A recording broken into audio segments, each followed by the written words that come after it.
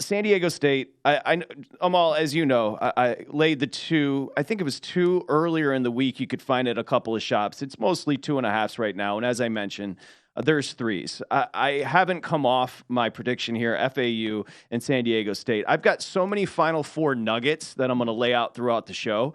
But obviously, this is a matchup that nobody suspected or expected. San Diego State, here's what it comes down to. These are 2 experienced teams, but FAU starting 5.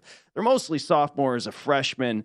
And San Diego State just loaded with upperclassmen and seniors. And here's where my simple handicap starts. The bottom line is FAU is going to shoot and make a high clip as far as 3-pointers this year.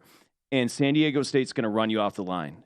How? Well, they've held teams to under 17% in the tournament. Creighton, one of the best shooting 3-point teams in the tournament, went 2 of 17. Bama, 3 of 27. But what you keep referencing when talking about Alabama is also a strength of San Diego State. They can play you different ways. They can go mucky in the half court, but if you want to get out and run a la Alabama, no transition points. This is not this is an elite defensive team for San Diego State. I think they're elite defense, and FAU can rebound the basketball and play good defense as well. But I think they're elite defense and upperclassmen and seniors. I think that's the difference here.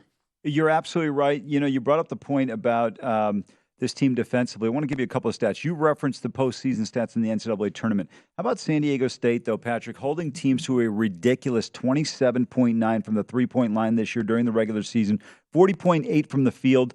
Both teams are tremendous defensively. When you look at FAU so far this year, they're holding opponents well below their season field goal percentage at 40.2. I got to tell you, I hadn't played it yet, but I was like, I'm going to take San Diego State. I'm going to take the under 131.5. The Aztecs are usually a 125, 126 type of total unless they're playing a Mountain West team like Utah State's. It's a higher scoring.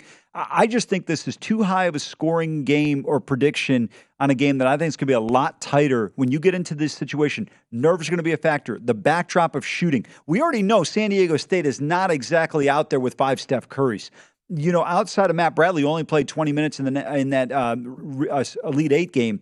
This team is not a great shooting team. I'll take my chance. I'm going to go under 131.5. I like your play on the Aztecs. I believe they win the game. And if you're like me and you think it's going to be San Diego State and UConn with UConn winning, you can get plus 210 in that exact prediction. You know how you've laid out in the tournament, just pick the winner, eschew the point spread? Yep. Since 01, this is from Mackinnon over at VSiN.com. The outright winning teams, 34-6-2 ATS, 85%. What does that tell you? Just pick the winner.